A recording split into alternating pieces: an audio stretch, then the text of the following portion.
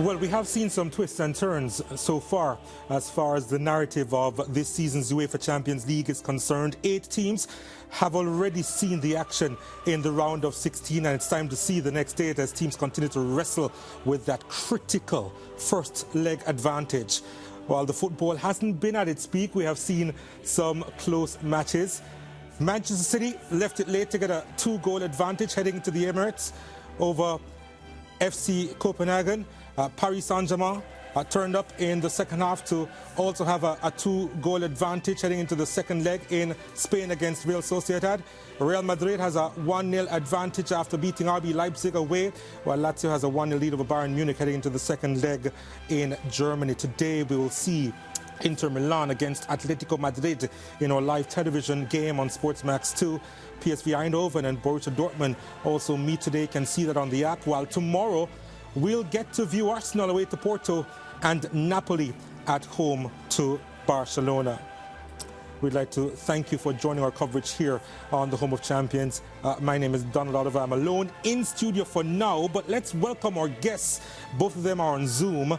Brent Sancho, the former Trinidad and Tobago international who went to the FIFA World Cup in 2006. There he is, as well as Juan Arango, our chief South American football correspondent. Gentlemen, just to take a look at what took place or what has taken place so far in the round of 16. As I said before, the action hasn't really been top-notch, but it's been interesting in terms of its intrigue. What are your thoughts, Brent? Yeah, I think that's a spot-on diagnosis of what we've seen so far. You know, this Champions League stage, or this stage here in February, it really comes down to the team's ability throughout the league. You know, teams would have left the November phase of it maybe on a high and now going through a bunch of injuries, etc., and still finding their own. So it's kind of has what I expected, but still, the cream is still rising to the top so far. And maybe that will continue. We'll see with the rest of fixtures to come. Want any surprises? No, absolutely not. I mean, it hasn't been great, like you guys have said initially, but in some cases, it doesn't need to be great because the teams that are executing so far are the ones that are truly excelling. And the ones that haven't, obviously, well, you look at cases like Bayern Munich and the like, that they have not been able to play their best football. They have not been able to get the best results. Now, again, this is one of those rounds that everyone looks forward to because of the dose of drama, but also because of the uncertainty of, if there is a round filled with uncertainty, it's this one. And that's what makes it so much filled with intrigue. All right, well, PSV are back in the round of 16 after some 8 years against the knockout regulars, Borussia Dortmund.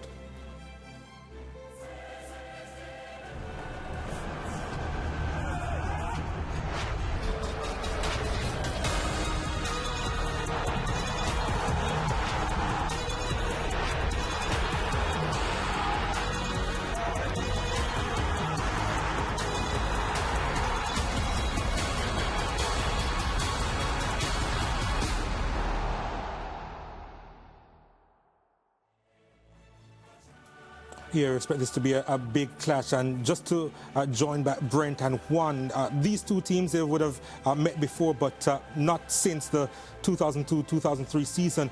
So what do you expect from a typical matchup between the Dutch and the Germans? Tight. It's definitely going to be a tight affair. Look, this game is going to be decided in the midfield. And both teams have, of course, shown that throughout the course of the season. And both teams shown their way that they can adapt throughout the season. But I do expect it to be a very tight battle, particularly in the middle of the park. I expect PSV to be on the front foot because that's the kind of football they play, with the young up front, the goal-scoring machine. And of course, Dortmund has found ways. We've known them historically to be a quite impressive and expansive football team, but they've been a bit more pragmatic this year.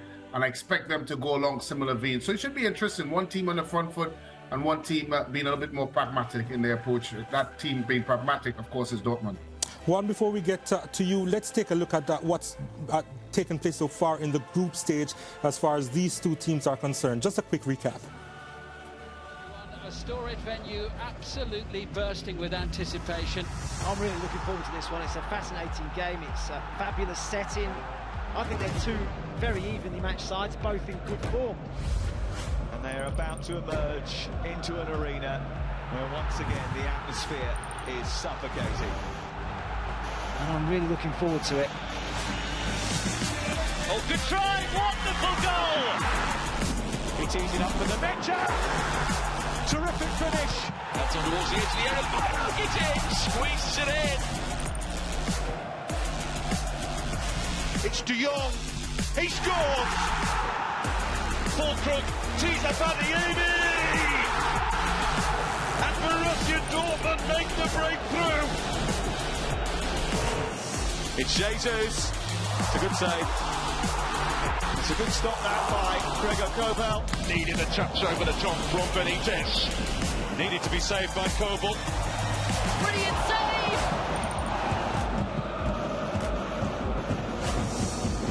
Long the play from Adeyemi. Bakayoko for De Jong. Beautiful ball in from Bakayoko. And this is a danger. Real promise here for Dortmund with Brandt. Adeyemi, that ball was perfect. You have Bakayoko's shot. Oh, what a strike! And Jamie, it's in for 3.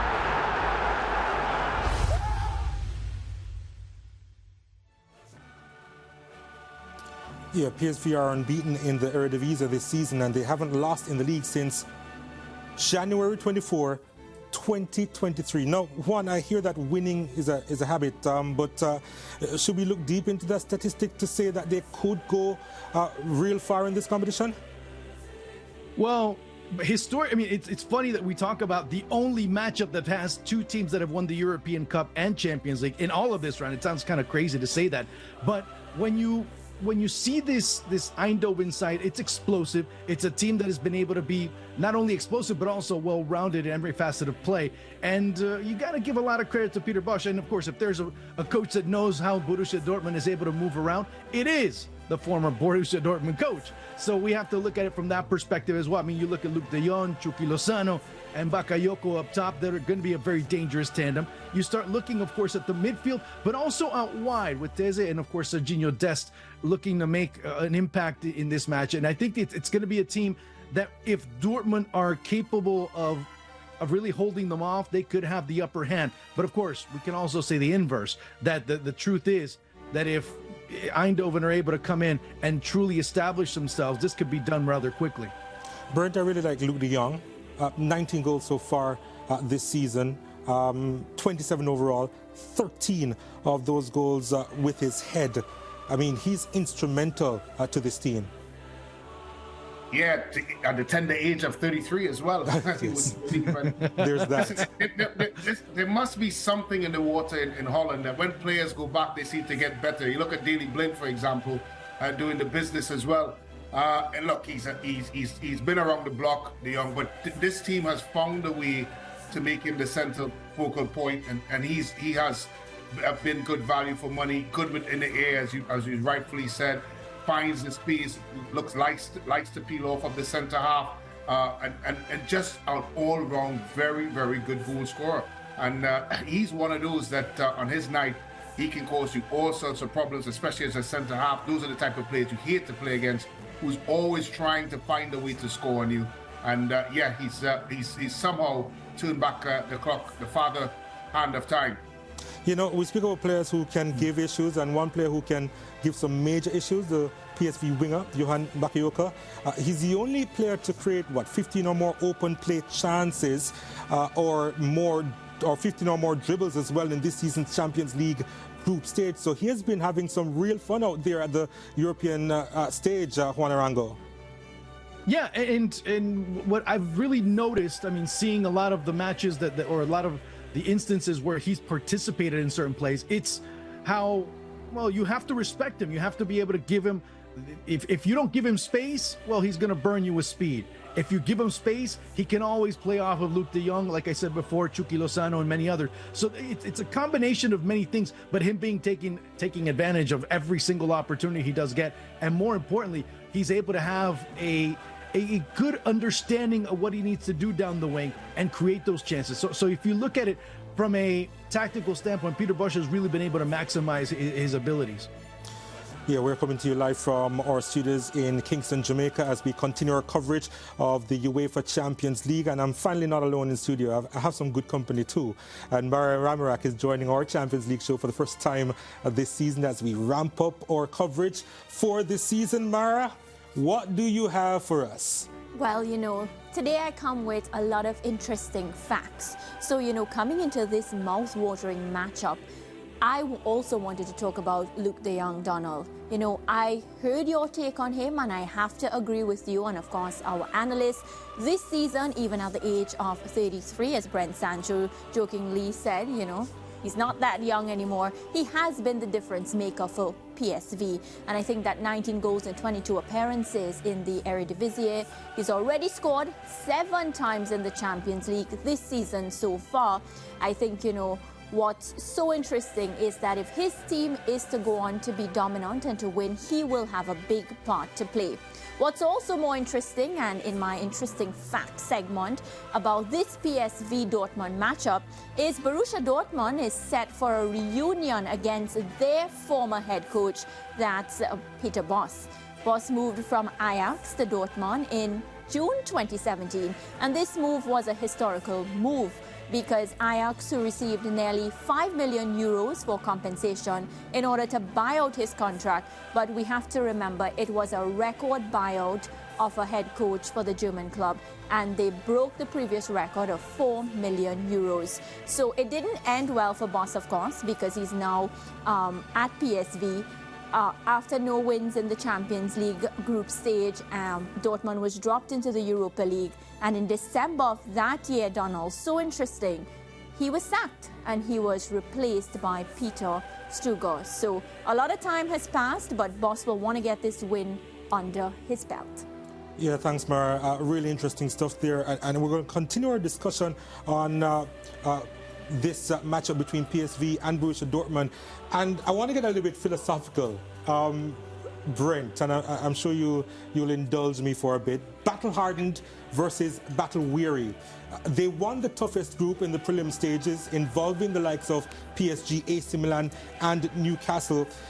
Do you think that we can take them seriously on this occasion to really break through, or do you think that they probably could be now battle-weary in the aftermath of going through such a tough group?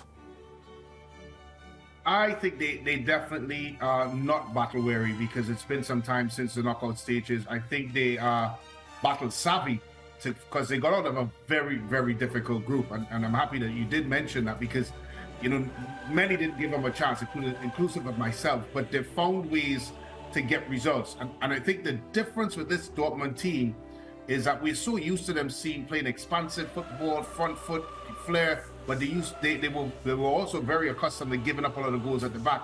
They have tightened up significantly since then, and you just can't count them out because of the fact that they've become so pragmatic. However, I would say, Donald, I just think that the star power and quality necessary to keep you going in this Champions League, I don't think they have it to get to further stages in it. And we've seen some indicator, especially in recent times, Juanarango, because they have lost, 8 of their last 9 Champions League away matches, which kind of speaks to the fact that there probably isn't much steel there, especially when they're on the road. Well, I mean, when we start talking about Champions League, it ends up being a beast in and of itself. But you have to look at the recent form, and not only does that end up pretty much assessing exactly what you said, it ends up confirming something that at times Dortmund do have their lapses. Now, mind you, they haven't lost a match since December. Let's keep in mind there was a bit of a break, but they still haven't lost a match. But within a lot of those encounters, they had 4 consecutive draws. They had situations where they let games slip away. So there have been moments still where you do have that bit of uncertainty. There is one big thing that you have to look at, is not only what's been there and what was there during the group stage, is what now. It's not only that, it's what's there now. And of course, what do I say that? Why do I say that? Because the insertion now of Jadon Sancho into the lineup. How is that going to start consolidating or changing this team going into this Champions League? Because obviously within the Bundesliga, it ends up being a different story. Now they're a bit off the pace from Bayer Leverkusen. And that's an interesting point there in regards to Jadon Sancho, because yeah, he's recently joined up with the the squad. We know his troubles with Manchester United. Of course, he's there on loan from Man United. And, you know, his mindset has been questioned in terms of if he really wants to play the football, and he's been slotted into this Dortmund team. Does that say something about Dortmund, or is it just working for them, Sancho, with his mentality being a part of that 11? I think it says more of United than anything else, but I don't want to get into that rabbit hole, to be quite honest with you. I think that you do have a coach in Edin Terzic that will allow him to express himself the way he is, not the way that the coach wants him to be. And I think that's more of the point of view that has to be taken when it comes to I mean, you don't go from a team like Borussia Dortmund to Manchester United and you A, forget how to play football, and B, all of a sudden your mentality ends up just completely fading. It doesn't happen that way. And again, with my viewpoint, you have to look at it from that perspective, that maybe he needed to get a fresh look and he needed to get a fresh start somewhere else in order to kind of get everything that has happened at United, or should I be more specific, everything that's happened alongside Erik ten Hag has been kind of more detrimental to his progression. Brent, chime in on this. It's a good conversation. Look, when players do struggle at a football club, sometimes there are so many different reasons and facets that are part of it. For Jadon Sancho in particular, I think he just needs to put his head down and play football.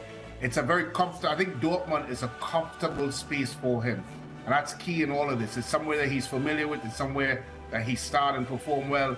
So if he's looking at it solely from a Jadon Sancho perspective, he has to go there and perform. Because forget Manchester United for a second. This is about Jadon Sancho getting back to the levels that he was, that of course commanded that high transfer fee from Manchester United. So it is really important that he plays the type of football that got him there. And I think he's in the perfect space and perfect timing. This is a perfect fixture, of course, for him to start setting things right if he's on the starting lineup.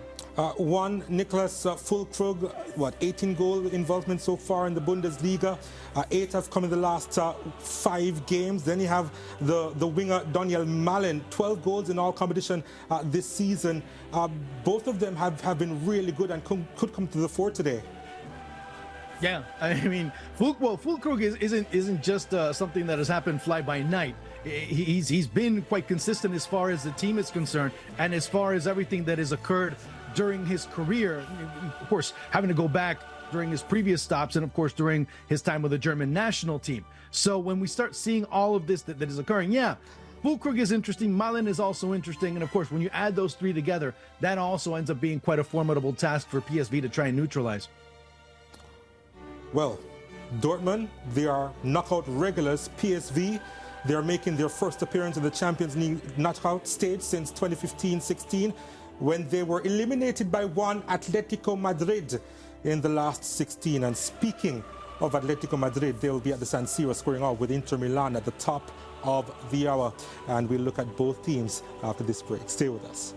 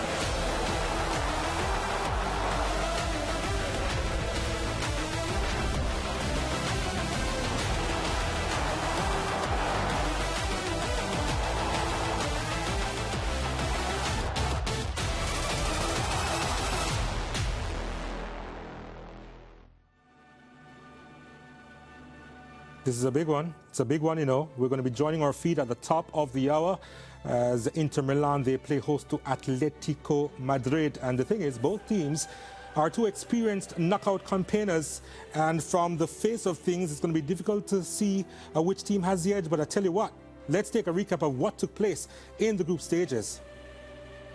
Hello and a very warm welcome. Well, it's a perfect evening for football. The atmosphere excellent.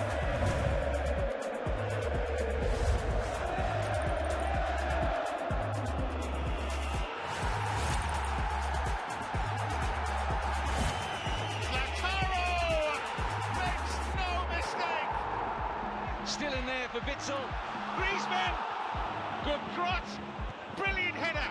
Magnificent goal.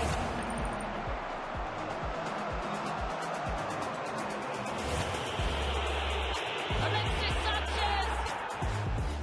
And it's into the back of the net by Griezmann again. Wonderful finish. Sensational goal.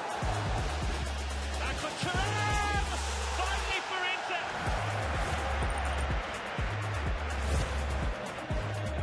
It's a direct effort. Forces a good save out of Oblak. Minte's in here, and a big save from Oblak. Sommer had to be alert. Lined up by Griezmann. Well, it didn't take long. Less than 6 minutes gone. Ina Griezmann. A good drop for Martinez. He scores. Gentlemen, Brent Sancho, Juan Arango, this may be the most difficult question all afternoon, but who do you have to win it?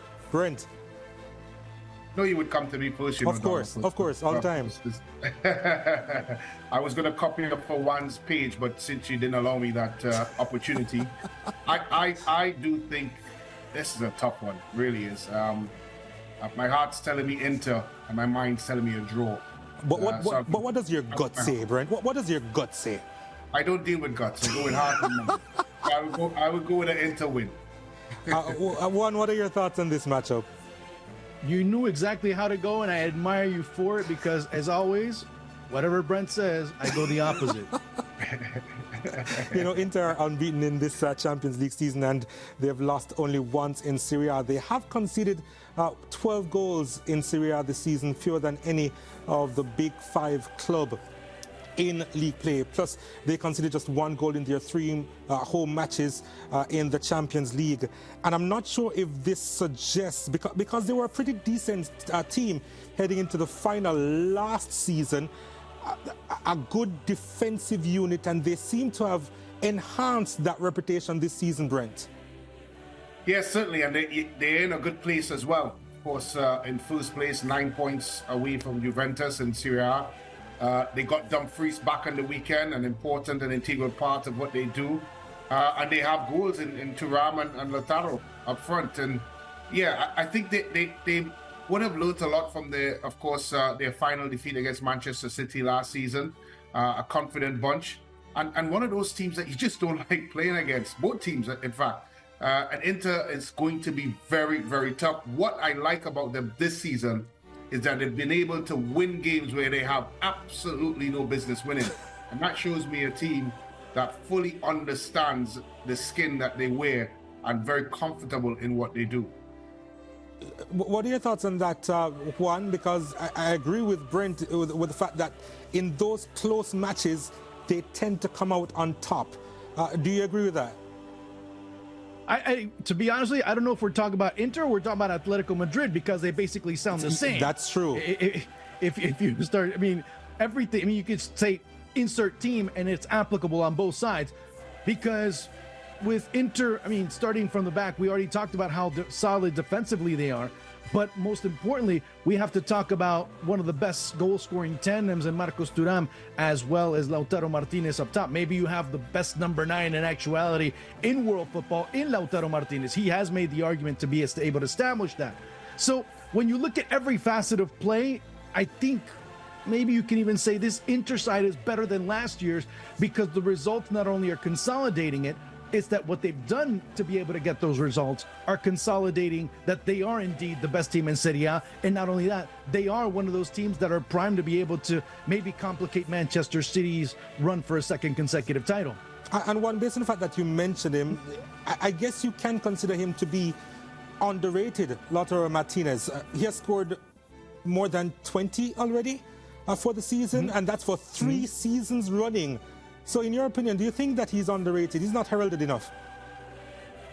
It depends what media you listen to. If it's in England, no. In England, they only care about England. And if you know, and especially in the Caribbean, there's a lot of influence in England. So that kind of narrative ends up not being seen as far as Lautaro Martinez is concerned. If you talk about, well, Argentine, well, you know what the Argentines are, so I don't need to even go there. So when it comes to that, you start seeing a lot more of Lautaro Martinez and what he's been able to do. So it depends on who you listen to at the end of the day that you end up having an impression. But if you kind of consolidate everything and seeing his numbers and seeing his productivity throughout the past couple of seasons, it leaves you very little doubt that if he's not number 1, he is very close to being the top as far as one of the best number 9s in present day football. What's funny though, Brent Sancho, is that his strike partner is on the radar of clubs in England, Marcus Thuram. What are your thoughts on him? Look, I think they both complement each other well, and I think the reason why both are playing so well is because of each other. There's no bones about that. Marcus Thuram's size and ability to get to move around. He's very mobile for a big man, and of course can find the back of the net. I think that the fact that they play so well in tandem, these two, is why they're causing so much havoc in Serie A and what they're able to do. And they're selfless in what they do for each other, and that is key. And I want to add to what Juan is saying, because Lautaro is, and I agree with him, considered one of the best number 9s in the world.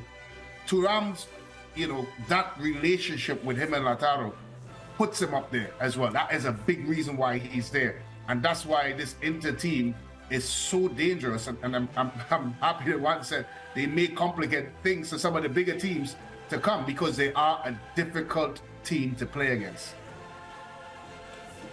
Yep, as we take a look at the form guide, and Inter Milan, they have been in really good form and convincing in some instances, but generally very solid at the back. And we're looking ahead to see their performance this afternoon against Atletico Madrid. Mariah joins me again in studio with some of the nuggets ahead of this clash. Mariah, what do you have for us? Yeah, so apart from all the stats that you gave us, making the headlines, Donald, coming into this big Atletico Madrid-Inter Milan matchup, this is set to be Inter Milan's second highest earning gate receipt at the San Siro. The highest earner will still be the second leg of last season's Champions League semi-final tie, but it is being reported by the Gazzetta that they anticipate that there will be a sold-out Champions League clash, and it will bring in around 9 million euros. And this figure, as you can tell, speaks volumes to the excitement surrounding this fixture. And Donald, another stat for you and, of course, the entire team and our viewers. One player I'm looking forward to see how he goes about this fixture is Antoine Griezmann. The stats say he has scored 31 out of Atletico's total of 169 goals in the Champions League, and that's a total of 18%. Note that of all the clubs with at least 100 goals in the competition, only Lionel Messi for Barcelona has netted a higher share of his team's total, and that's 21% compared to Griezmann's 18%. So I think Antoine Griezmann comes into this fixture with a lot of respect, Donald, and it's really up to him to live up to that 18%. Yeah, you're right. And it's funny that he's much more in terms of his team's worth, or his worth in the team, I should say. And we're looking forward to his impact a little bit later on. So we'll continue with that, Antoine Griezmann, because I tell you what, Brent Sancho, he has been instrumental this season. If it wasn't for one Jude Bellingham, we'd be talking about Antoine Griezmann a little bit more this season, don't you think? Brent? Yeah, I do think so. You mentioned Jude Bellingham. I laughed when you said Jude Bellingham, because everyone seems to think I'm his biggest fan, and I'm all over his fan pages, which I am, by the way. But no pride. But no, not at all. Yeah.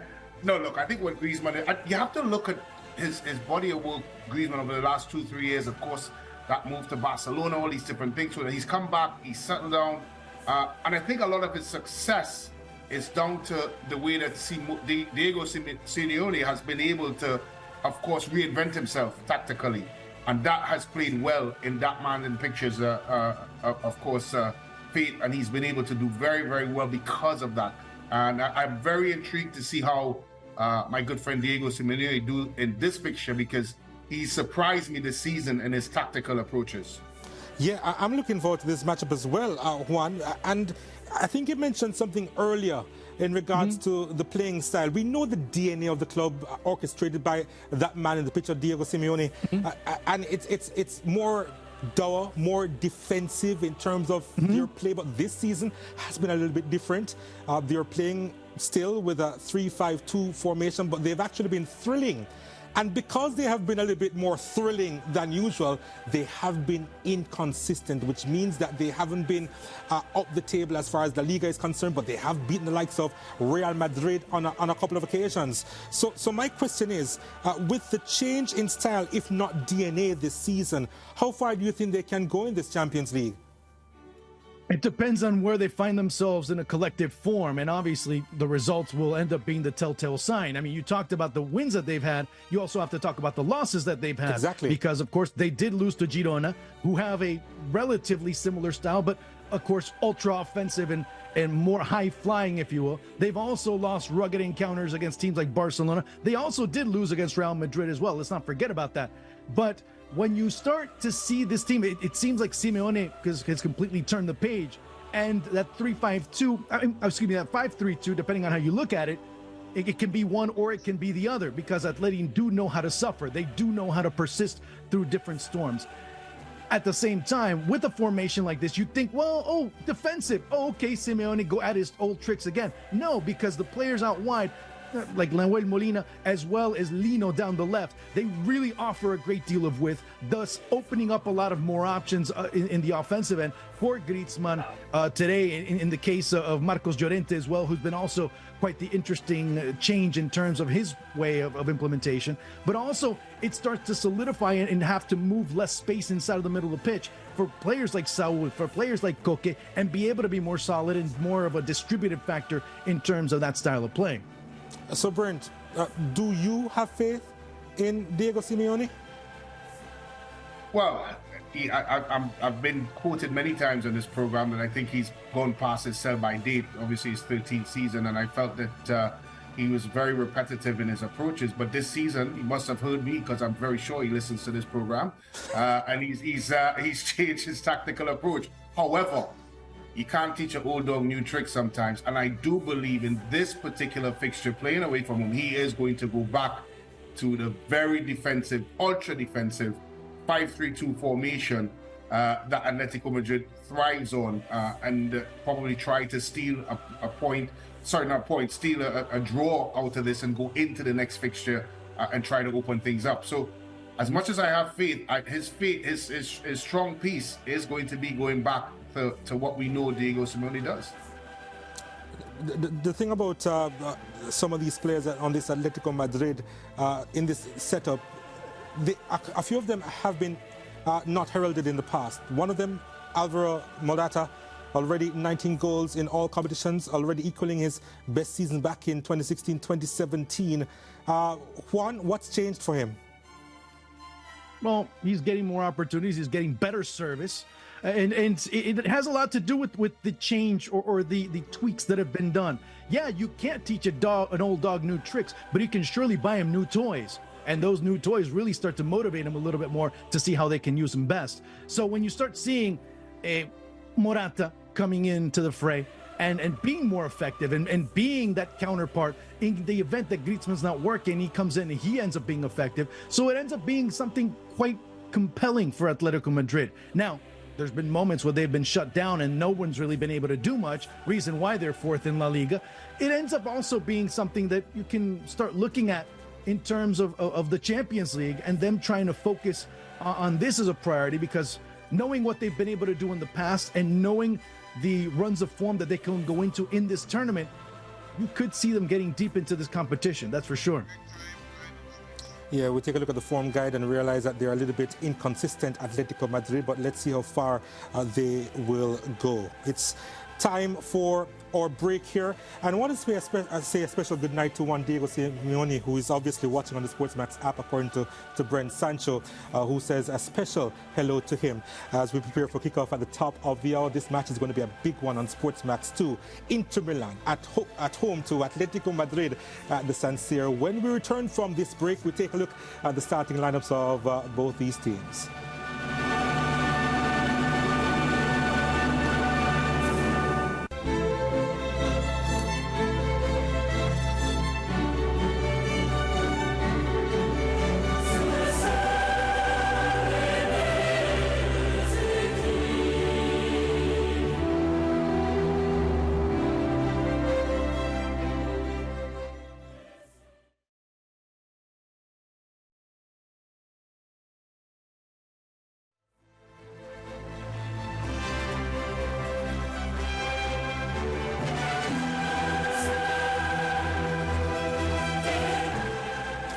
So we're standing by to join our feed at close to the top of the hour as we look ahead to Inter Milan hosting Atletico Madrid inside the San Siro, the majestic San Siro. I heard from Mara earlier today that it's going to be jam-packed inside the stadium, so already the atmosphere is picking up there, and we're just about 50 minutes or so away from kickoff. And it's time to take a look at the starting lineups of both these teams. Remember that Inter Atletico Madrid will be live on the SportsMax app, and of course PSV Eindhoven will be up against Borussia Dortmund, and you can watch that on the SportsMax app as well. But on television, it's going to be Inter Milan on SportsMax 2, Inter Milan against Atletico Madrid as well. This is the Inter Milan starting lineup. Brent Sancho, what are your thoughts? It's not surprising with the 3-5-2 formation. Yeah, I did feel Dumfries was not going to start because he's just come off of injury. Yes, I think the midfield with Barella is extremely important, whether or not Damian could get further advance and, of course, supply to Lautaro Martinez and Thuram up front. A very strong lineup, very good defensively, and a very seasoned lineup as well, talking about experience-wise. Juan, your thoughts on the lineup? Again, I thought he was talking about Atletico Madrid as well, because if you look at it from that perspective, also very solid defensively, also a very rugged midfield, also that engine in the middle. If you look at Coque, at Rodrigo de Paul, as well as Saúl Ñíguez, but the key up top, who's going to be more effective up top, who's going to get better provision up top, and also wide, of course. Inter, we already know what their bread and butter is, that wide play, whether if it's Dumfries, whether if it's Darmian, or today DiMarco as well. You end up finding out today if those wide players can make the difference in being able to provide for Lautaro Martinez, for Marcos Thuram, of course, on the other end with Lino and Molina, if they can do the same with Antoine Griezmann. Well, let's take a look at the Atletico Madrid starting lineup now. And again, we keep on saying it, it should be familiar, especially in terms of the formation. It's a back five or a 3-5-2, if you will. Brent Sancho, your thoughts on this? Yeah, it'd be interesting to see how Romasso and Witsel deal with the movement and guile of the Thuram-Lautaro partnership. As one rightfully say, the battle in the middle of the park is going to be the battle in the middle of the park, because you don't expect anything different from the gentlemen that occupy there. And whether Griezmann is the furthest forward or Lorient, I think that would be also intriguing as well, how that works out. Of course, Morata at the starting does not necessarily give Atletico Madrid the focal point that they're used to. Yeah, Llorente is partnering with Griezmann. Your thoughts on that 11, Juan? It can end up being a 5-4-1 as well if you look at Llorente and leaving Griezmann up top. And, of course, the big gambles here, players like Lino, players like Lautaro Martinez coming into this match already with yellow card caution. If they end up getting booked, they miss the return leg over in Madrid in a couple of weeks' time. So it's something that also has to be delved upon as far as what could end up really materializing or end up evolving in terms of this matchup. But the bench is also going to be very crucial for both teams. All right, so it's time for predictions. I'm going to start with Brent because, you know, it's Brent. PSV, Borussia Dortmund, what are your thoughts on the matter? That's going to be a 2-2 tie. PSV and Dortmund. All right, and for Inter against Atletico Madrid? 1-0 to Inter Milan. Huh. Juan, your thoughts on it? I mean, he got really close to sitting on the fence there. The barbed wire must be rubbing. I mean, it's Brent, it doesn't the sun doesn't shine. Yeah, exactly, exactly. Yeah, and it's going to be shining less for the next couple of weeks. But what ends up happening with PSV and Dortmund, I think PSV would end up getting the very slight victory 1-0. And I would go the other direction. Maybe I'm going to sit on the fence a little bit, but on the other side, because it'll end up being a draw between Inter and Atleti. Scoreless. Wow, Mariah is still with us. I want to know your thoughts, Mariah. What do you think? How do you think these matches will go? So I definitely disagree with Brent. For the PSV Dortmund one, I have to side with Juan Giarango. Wow. I agree that I think it's going to be a 1-0 win for Borussia Dortmund. I don't think PSV is going to get any goals in that match. And with regards to Atletico Madrid and Inter Milan, despite Atletico Madrid having a thrashing of Las Palmas in La Liga, I think La Liga is a different kettle of fish. The quality is different when it comes to the Champions League. So I'm giving Inter Milan 1-0 as well. All right. Well, I'm going for a PSV home win. And I think the latter, Inter and Atletico Madrid, will end in a draw. But, what do I know? I'm just a presenter here. But it's time to join our feed inside the San Siro. It's going to be a big one on SportsMax 2. Inter Milan against Atletico Madrid. And, of course, on the PSV Eindhoven against Borussia Dortmund. Do stay with us. At halftime, we're going to recap what took place in the first 45 minutes with Brent and Juan. But for now, it's time to join our feed.